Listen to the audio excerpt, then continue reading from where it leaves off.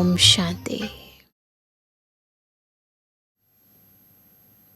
जितना जितना हम बाबा की याद में समाने का अभ्यास करते हैं, उतना उतना देह और दुनिया की यादें,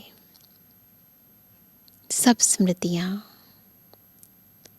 धीरे धीरे ओझल होने लगती हैं और आत्मा स्मृति स्वरूप बनने लगती है।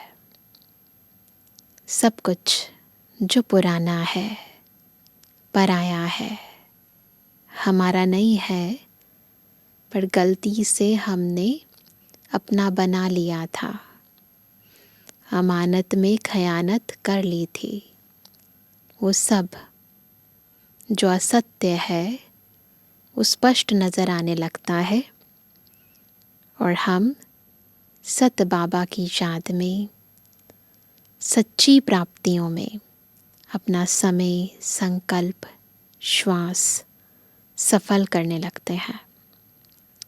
तो ईश्वरीय याद हमारे मन बुद्धि के कपाट खोल देती है, हमें सही और गलत का अंतर बताकर सही राह पर, ऊंची राह पर आगे से आगे लेकर जाती है।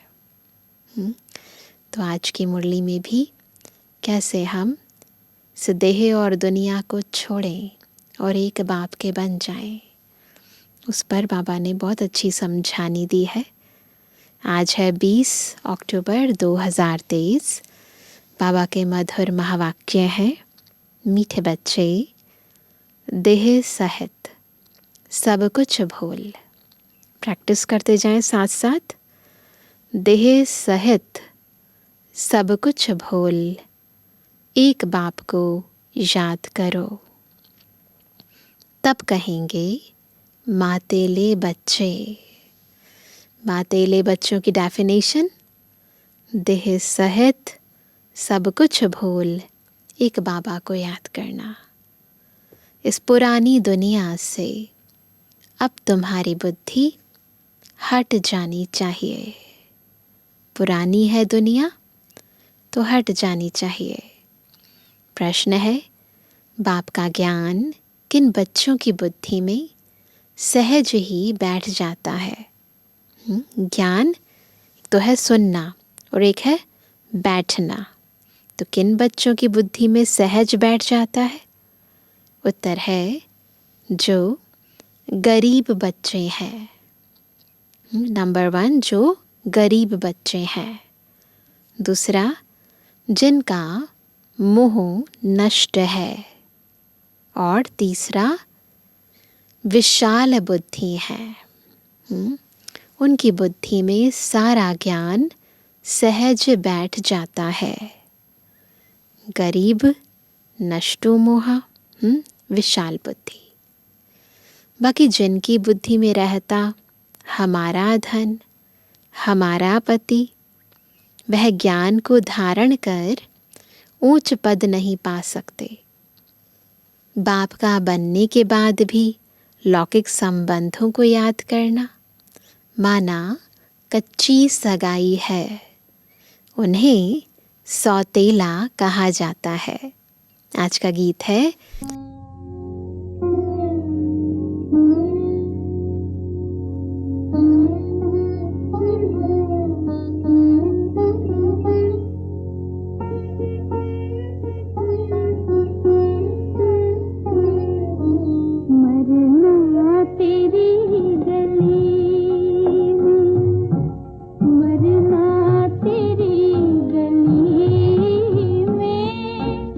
जीना तेरी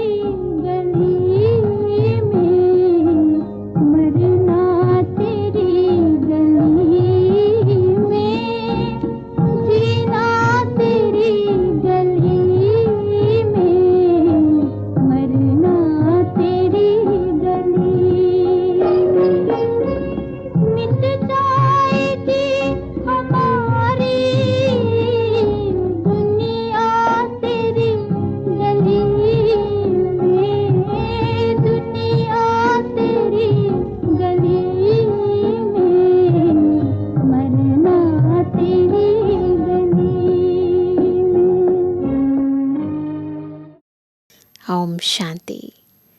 मीठे मीठे बच्चों ने गीत का अर्थ तो आपे ही समझा होगा।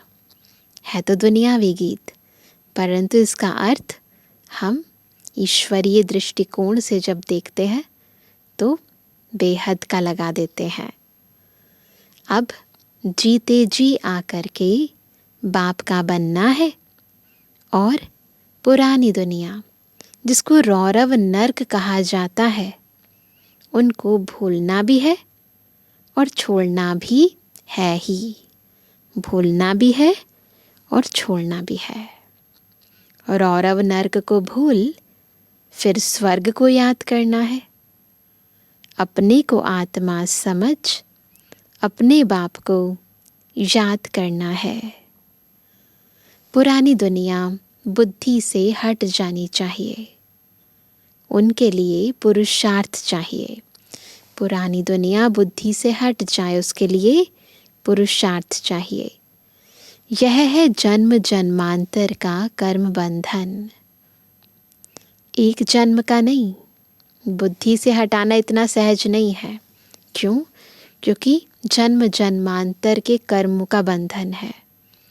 तो बाबा कहते हैं कि कितने पाप जन्म जन्मांतर का कर्म बंधन है, कितने पाप किस किस के साथ किए हैं वह सब जन्म ले भोगने पड़ते हैं। तो इस कर्म बंधन की दुनिया को भूल जाना है, इतना सहज है। यह चीची दुनिया है। बाबा वैराग्य दिलाते हैं। पतित शरीर है ना, इससे मोह मिटाना है। गरीबों का मोह सहज मिट जाता है तो होता ही थोड़ा है, तो मिटाने में टाइम नहीं लगता। साहूकारों का मुश्किल मिटता है। इतना सब फैलाव है तो फिर इतने सारे फैलाव को भूल जाना बिल्कुल कोई इजी थोड़ी ना है। वह समझते हैं हम स्वर्ग में सुखी बैठे हैं, गरीब दुखी हैं। यूं तो सारा भारत गरीब है, फिर उनमें भी जो गरीब हैं वह झट उठाते हैं। एक तो है इन टोटल, और फिर इन पर्टिकुलर जो गरीब हैं वो जल्दी उठाते हैं। उन्हों के लिए ही बाप आते हैं। गरीबों को जास्ती वर्षा मिलता है। सब सेंटर्स में देखो, साहूकार कोई मुश्किल ठहर सकते हैं। स्त्रियां भी गरीब घरों की ही आती हैं। धनवान को तो पति से सुख मिलता है, इसलिए उनसे बुद्धि योग टूट नहीं सकता।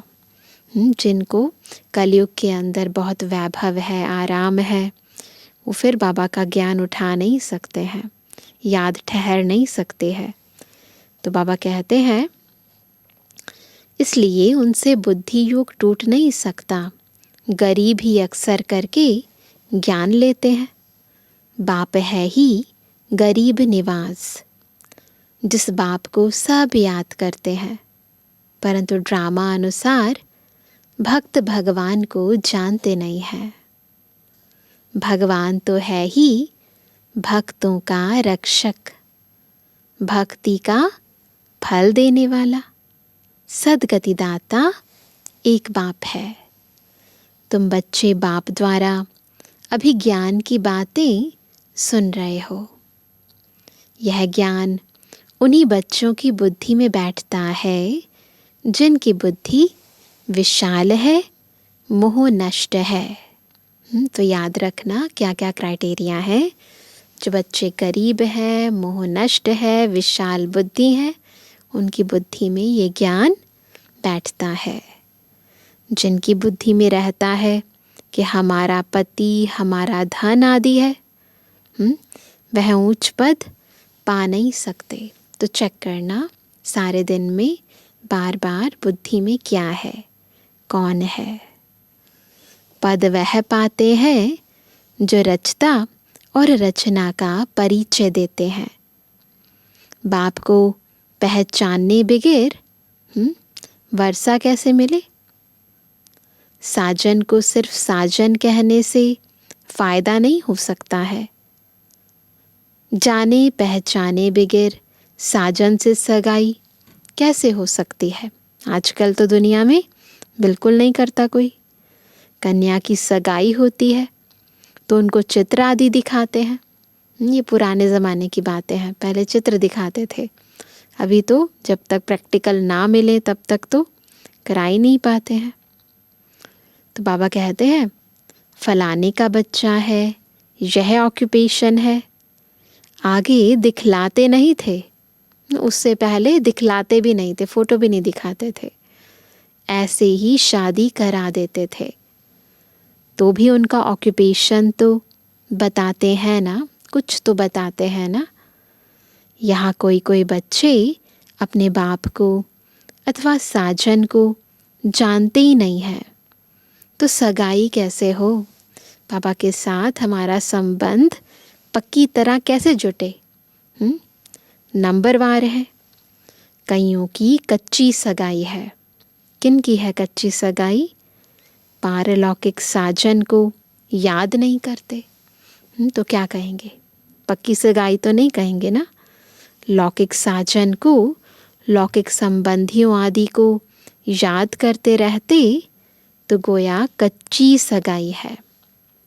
अभी भी दुनियावी बातें, दुनियावी लोग याद आ रहे हैं, इसका मतलब सगाई पक्की नहीं है। उनको सौतेले बच्चे कहा जाता है। पक्के को मातेले बच्चे कहा जाता है। मातेले बच्चे बहुत थोड़े हैं, जिनको बाबा के सिवाय और कोई भी याद ना आए, ऐसे बच्चे बहुत थोड़े हैं।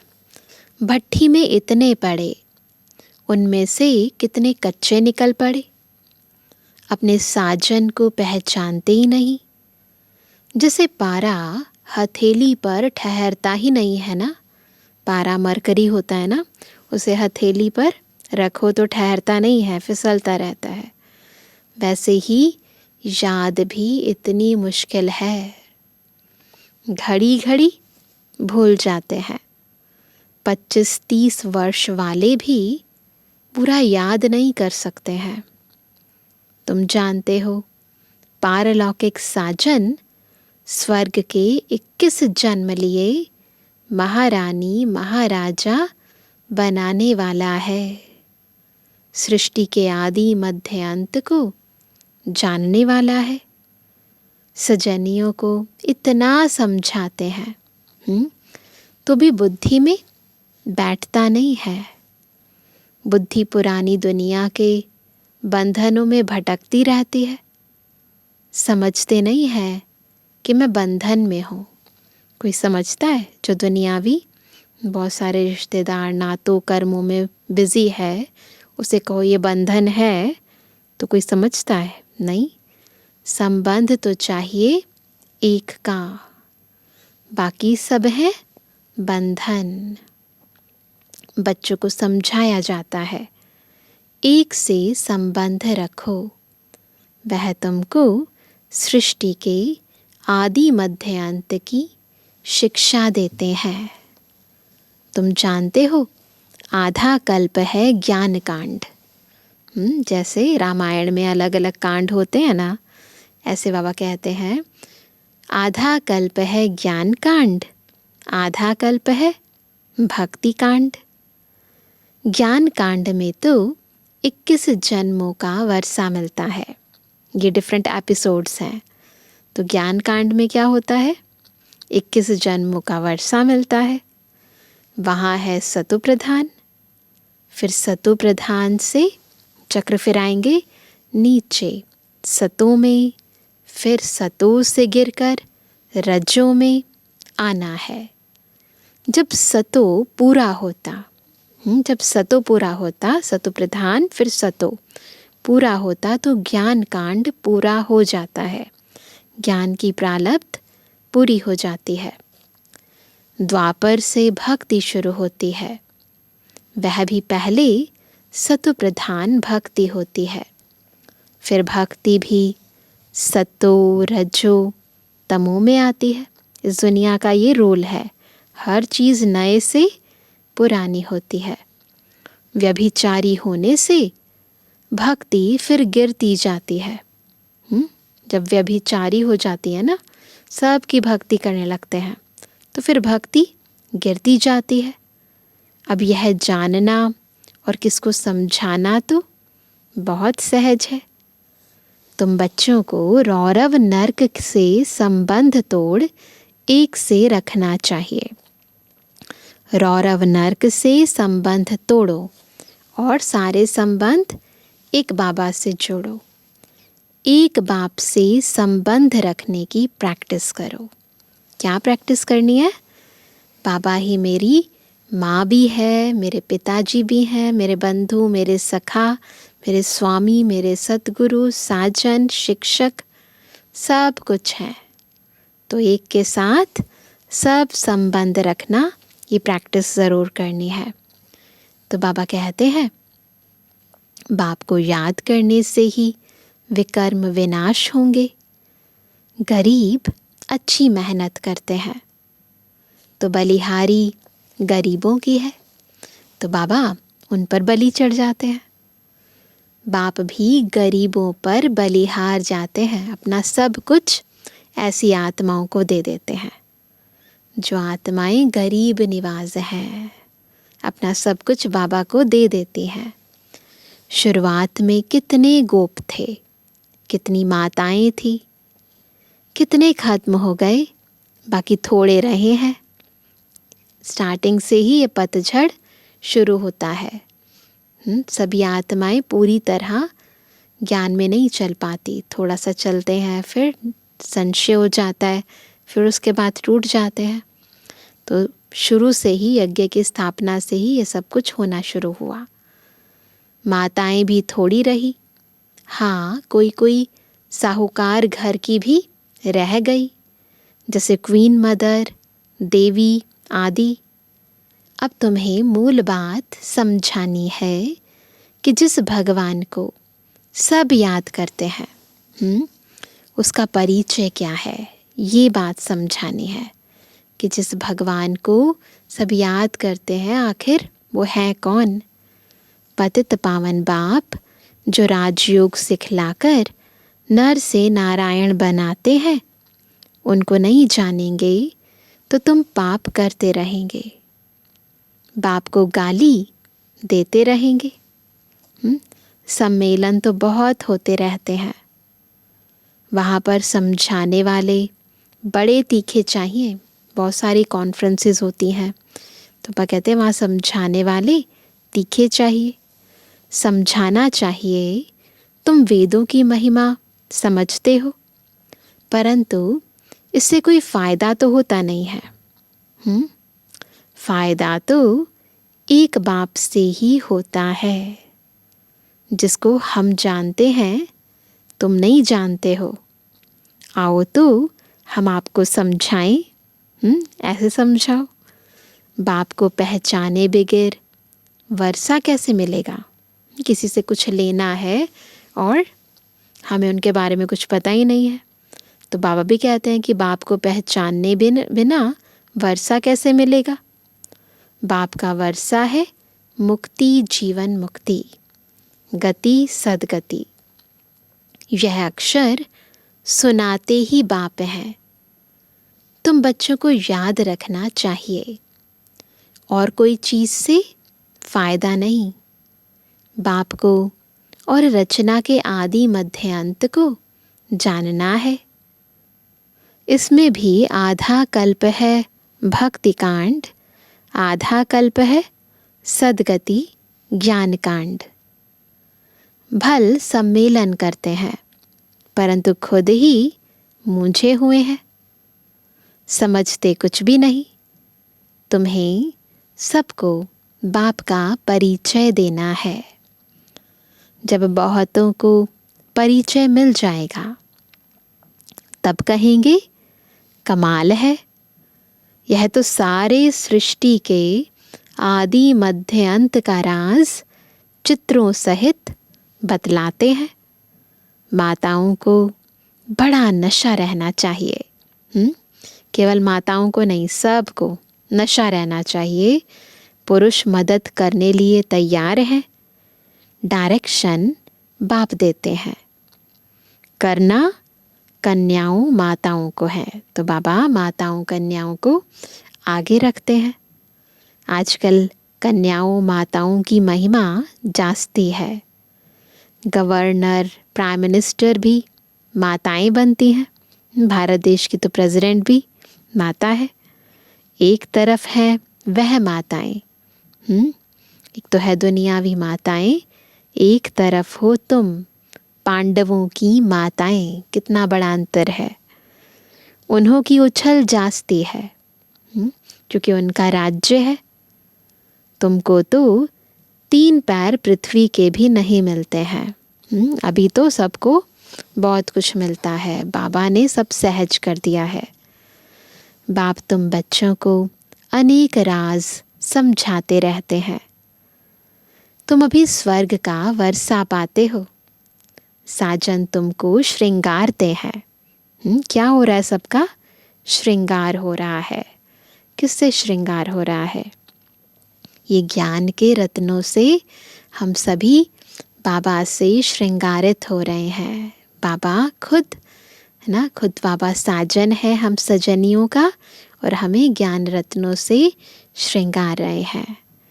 महारानी बना देते हैं। ऐसे साजन से बुद्धि योग ना रखना, यह तो बड़ी भारी भूल है ना। ऐसा साजन जो इतना श्रृंगारित करे, उससे ही बुद्धि योग ना रखे, ये तो बहुत बड़ी भूल है। बच्चों को समझाते तो बहुत हैं, तुम सिर्फ ज्ञान और भक्ति का कंट्रास्ट बताओ। बाबा अलग अलग तरीके बताते हैं, सबको ज्ञान और भक्ति का कंट्रास्ट बताओ। भारत में ही गाया हुआ है, दुख में सिमरण सब करे, सुख में करे ना कोई। सुख में क्यों याद करेंगे? क्या ज़रूरत है? दुख में किस लिए याद करते हैं? सुख मिले। फिर सुख में किस लिए याद करेंगे? दरकार ही नहीं है। तो बाबा कहते हैं सुख में क्यों याद करेंगे? अभी वह नई दुनिया स्थापन हो रही है, परंतु सुख का वर्षा भी पूरा लेना चाहिए, अधूरा नहीं। माता पिता जानते हैं हर एक कितना लायक है।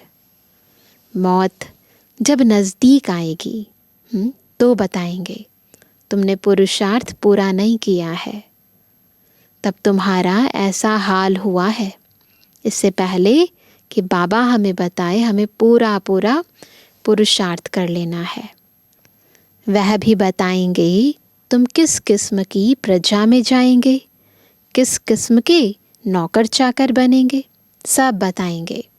अच्छा, कई बच्चे समझते हैं आज हमने मुरली बहुत अच्छी चलाई, परंतु नहीं, यह तो शिव बाबा आकर मदद करते हैं। अनुभव है सबको। अपना अहंकार नहीं होना चाहिए। कुछ भी हम कर रहे हैं, इनफैक्ट हमारा पूरा जीवन बाबा को अर्पित है। तो बाबा ही इन ऑर्गन्स के द्वारा, सूक्ष्म और स्थूल कर्म इंद्रियों के द्वारा हर कर्म कराता है। तो जो भी सर्विस में उपलब्धि हो, जो कोई भी कर्म करे, सब किया और बाबा को सौंप दिया। तो इसलिए बाबा बता रहे हैं अपना अहंकार नहीं होना चाहिए। तुमको तो बाप सिखलाते हैं, जो तुम सुनाते हो। बाप ना होता तो तुम्हारी मुरली काहे की? बाबा ही नहीं होता तो मुरली काहे की? मुरलीधर के बच्चों को मुरलीधर बनना चाहिए, नहीं तो ऊंच पद पा नहीं सकेंगे। भल कुछ ना कुछ फ़ायदा हो जाता है। कोई सेंटर खोलते हैं तो बहुत आशीर्वाद मिलती है। कोई सेंटर खोलते हैं, इतनी आत्माएं आती हैं, उनकी दुआएं मिलती हैं। इतना समय पढ़ाई की है तो आप ही सर्विस कर सेंटर जमाना चाहिए। खुद सीखते हैं तो क्या औरों को नहीं सिखला सकते? दूसरों से सपोर्ट मांगे, उससे बेहतर है खुद अच्छी तरह सीख कर दूसरों को सिखाएं। ब्रह्मा कुमारी की मांगनी करते हैं तो बाबा समझ जाते हैं शायद खुद में इतना ज्ञान नहीं है। खुद में ज्ञान हो तो खुद ही कहें कि हम ही संभालेंगे, हम ही ज्ञान सुनाएंगे। बाकी यहाँ आकर क्या करते हैं? बाबा कहते हैं, बाबा तो समझाते हैं, बादल आए रिफ्रेश होकर जाएं, वर्षा बरसाएं। बाबा कहते इसलिए आते हो ना यहाँ पर, मधुबन में आते हैं, बादल आते हैं, पूरा भरपूर होकर जाते हैं, फिर वहाँ जाकर वर्षा बरसाते हैं। नहीं तो पद कैसे पाएंगे? सेवा नहीं करेंगे तो पद कैसे पाएंगे?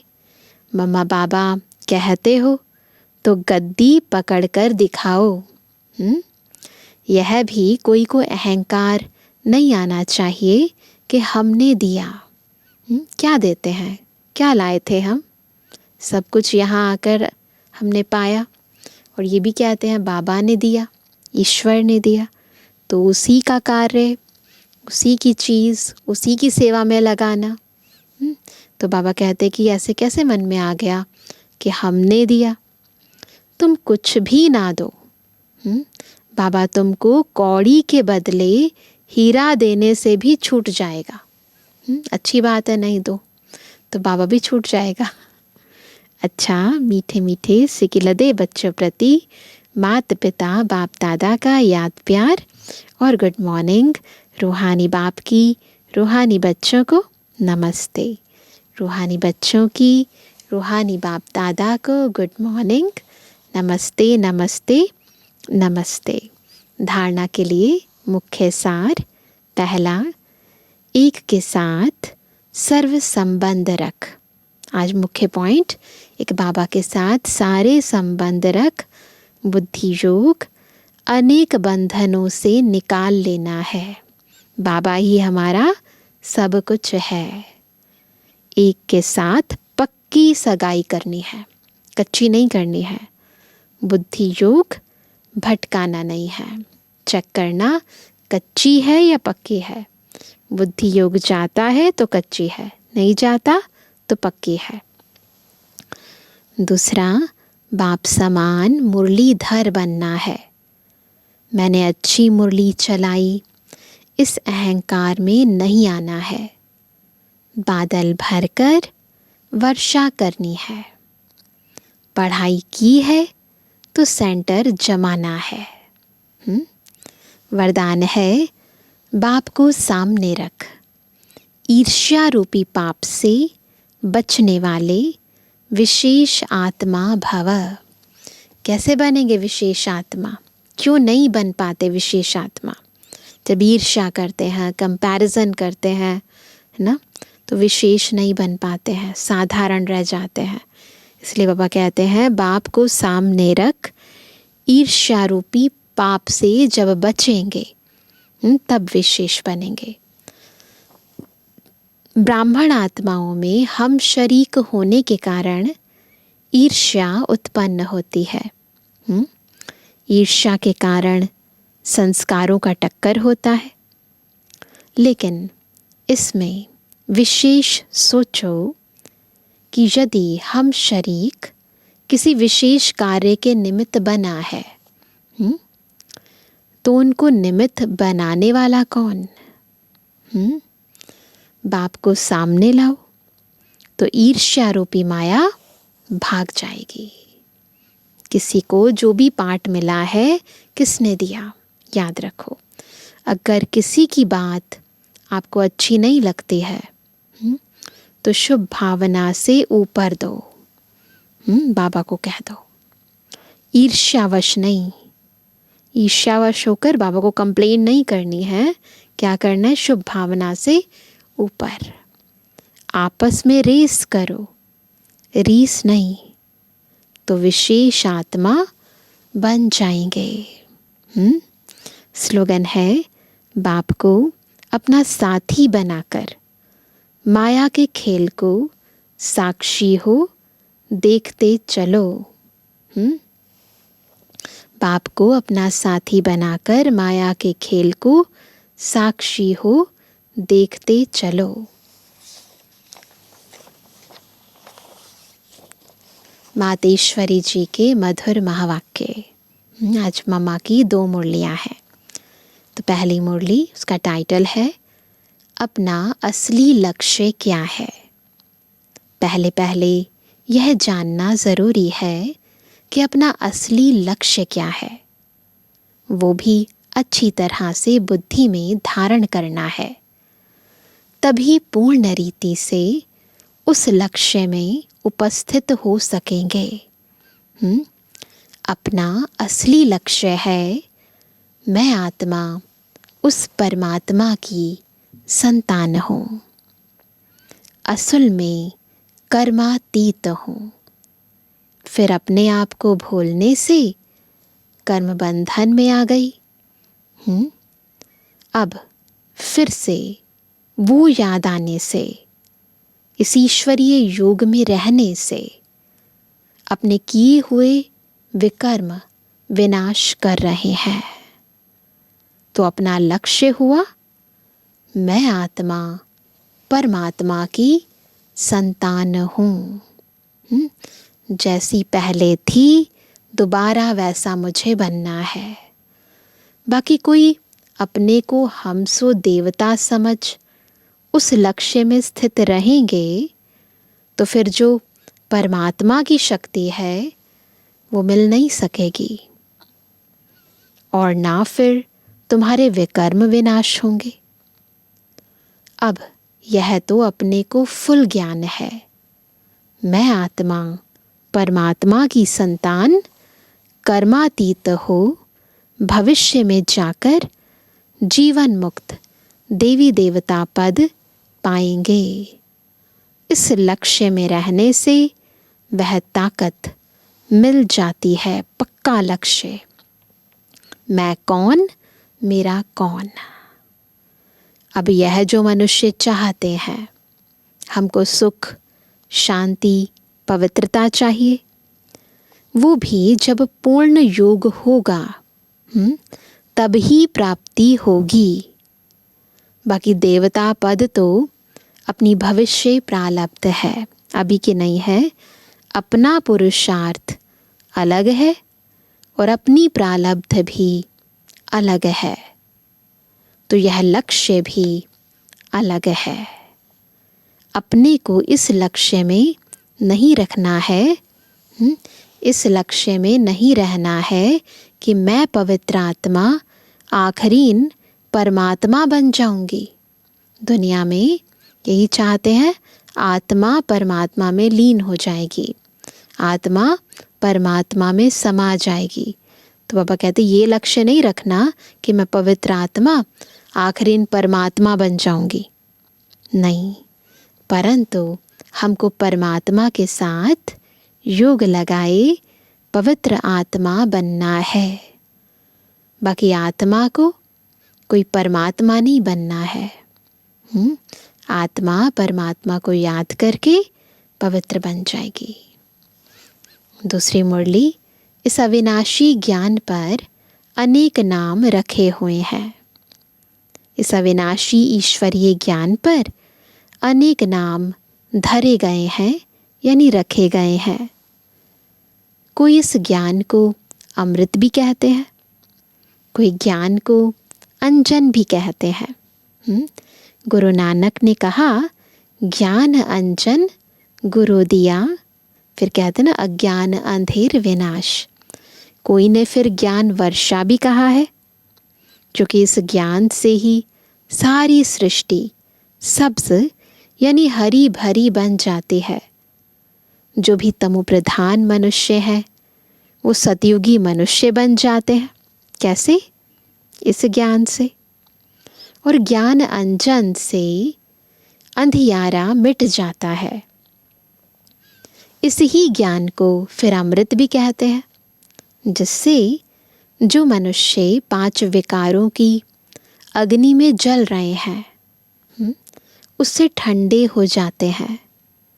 देखो गीता में परमात्मा साफ कहता है कामेषु क्रोधेषु, उसमें भी पहला मुख्य है काम, जो ही 5 विकारों में मुख्य बीज है। बीज होने से फिर क्रोध, लोभ, मोह, अहंकार आदि झाड़ पैदा होता है। उससे मनुष्यों की बुद्धि भ्रष्ट हो जाती है। अब उस ही बुद्धि में ज्ञान की धारणा होती है। जब ज्ञान की धारणा पूर्ण बुद्धि में हो जाती है, तब ही विकारों का बीज खत्म हो जाता है। लोग तो सिर्फ ऐसे ही कहते हैं कि मर्यादा में रहो, परंतु असल मर्यादा कौन सी थी? वो मर्यादा तो आजकल टूट गई है। कौन सी है वो मर्यादा? पवित्रता की मर्यादा। कहाँ वो सतयुगी, त्रेता युगी देवी देवताओं की मर्यादा, जो गृहस्थ में रहकर कैसे निर्विकारी प्रवृत्ति में रहते थे। अब वो सच्ची मर्यादा कहाँ है? कहाँ है? आजकल तो उल्टी विकारी मर्यादा पालन कर रहे हैं। एक दो को ऐसे ही सिखलाते हैं कि मर्यादा में चलो। मनुष्य का पहला क्या फर्ज है वो तो कोई नहीं जानता। बस इतना ही प्रचार करते हैं कि मर्यादा में रहो, बस इतना ही कहते हैं, मगर इतना भी नहीं जानते कि मनुष्य की पहली मर्यादा कौन सी है। कौन सी है पहली मर्यादा? सब कहते हैं ना मर्यादा पुरुषोत्तम बनना है, तो पहली मर्यादा कौन सी है? पवित्र बनना, निर्विकारी बनना। तो बाबा कहते हैं मनुष्य की पहली मर्यादा है निर्विकारी बनना। अगर कोई से ऐसा पूछा जाए, तुम इस मर्यादा में रहते हो, निर्विकारी पने की मर्यादा में रहते हो, तो कह देते हैं, क्या कहते हैं? आजकल इस कलयुगी सृष्टि में निर्विकारी होने की हिम्मत नहीं है। अब मुख से कहना कि मर्यादा में रहो, निर्विकारी बनो, इससे तो कोई निर्विकारी बन नहीं सकता। केवल मुख से बोलने की बात नहीं है, प्रैक्टिकली निर्विकारी बनना है। निर्विकारी बनने के लिए पहले इस ज्ञान तलवार से इन 5 विकारों के बीज को खत्म करना है, तब ही विकर्म भस्म हो सकेंगे। अच्छा, ओम शांति। तो आज सभी क्या होमवर्क करेंगे? बाबा ने आज मुख्य बार बार कहा कि मेरे से सब संबंध जोड़ो। तो सुबह से लेकर रात्रि तक हम अनेक मनुष्य आत्माओं के संबंध में आते हैं, परंतु आज हम सारा दिन बाबा के साथ रहेंगे, अलग अलग रूपों में, अलग अलग काम में। बाबा को अलग अलग रूप से बुला लेना। उठो तो माँ बना लेना, फिर कोई काम हो तो पिता बना लेना, फिर कोई बात शेयर करनी हो तो बंधु सखा बना लेना, फिर कोई एडवाइस चाहिए हो तो शिक्षक बना लेना, फिर वरदान चाहिए हो तो गुरु बना लेना। तो जो जैसी परिस्थिति हो वैसा बाबा को अपना संबंधी बना लो और रात्रि तक बाबा के साथ रहो। तो ऐसे सर्व संबंधों का सुख लेने का आज पूरा दिन हम सभी अभ्यास करेंगे। ओम शांति।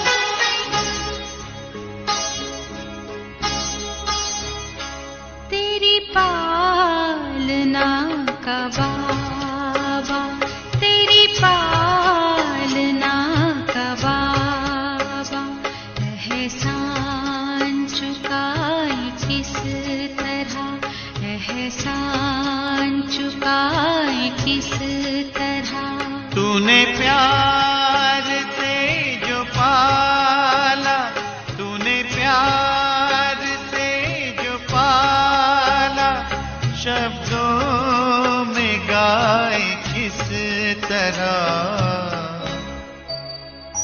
तेरी पालना का बाबा, तेरी पालना का बाबा।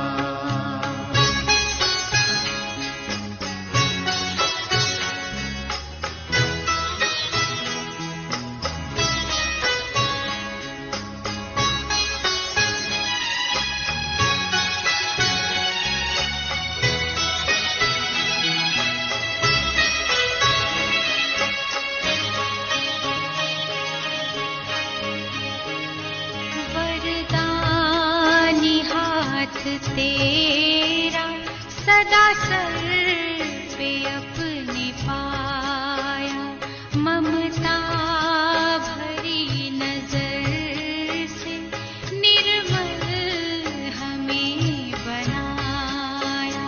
गुणों से तूने सजाया, गुणों से तूने सजाया, उसको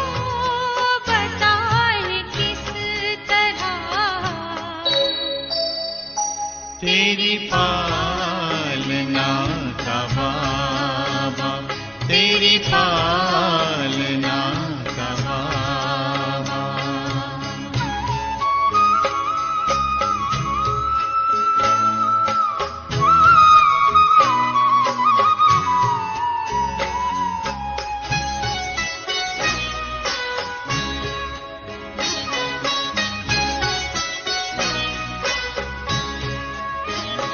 संकल्प सांस तुमने बच्चों पे है लुटाए, उपमा तुम्हारी बाबा हम तो कहीं न पाए।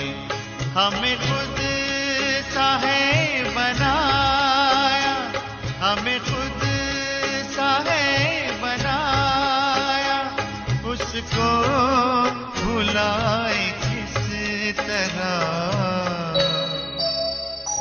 तेरी पालना का बाबा, तेरी पालना